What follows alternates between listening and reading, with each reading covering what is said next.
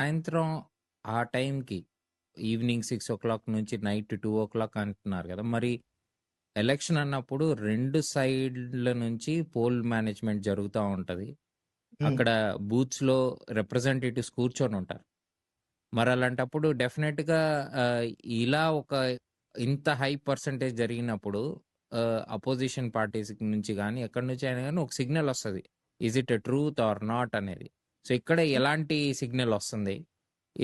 ఇంకొక point of view ఏంటంటే ఆహ్, ఎలక్షన్ కమిషన్ ఇప్పటిదాకా పెట్టిన క్వెరీస్ లైక్ బ్యాటరీ గాని, రెండోది వీడియోస్ రిలీజ్ చేయమంటం గాని, ఈ హుహు. ట్రాన్స్‌పరెన్సీ కోసం వీటి మీద ఎలాంటి రెస్పాన్సెస్ ఇచ్చింది? మీరు చూసారనుకో శ్రీని, నేను కొన్ని రీసెంట్ రిపోర్ట్ చూసా.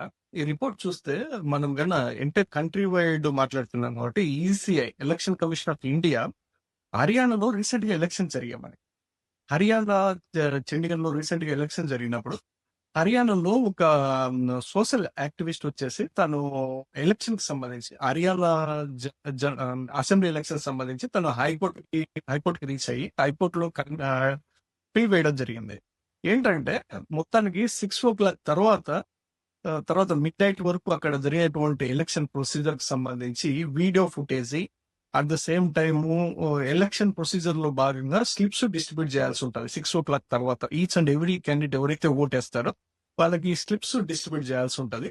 ఆ స్లిప్స్ డేటా, వీడియో ఫుటేజ్ ఇవ్వమని చెప్పేసి తను హైకోర్ట్‌కెళ్తే హైకోర్టు కూడా హర్యానా హైకోర్టు కూడా కన్వే చేసింది తనకి.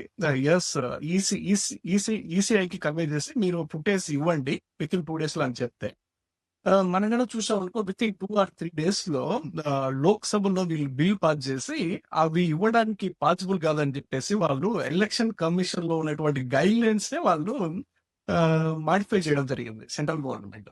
మనకి ఇక్కడే అర్థమవుతుంది సొసైటీలో చాలా మంది జనరల్ పబ్లిక్ కి, కామన్ పబ్లిక్ కి క్లియర్ గా ట్రాన్స్పరెంట్ గా ఈసీ వర్క్ చేయట్లేదన్నది క్లియర్ గా తెలిసిపోతా ఉంది.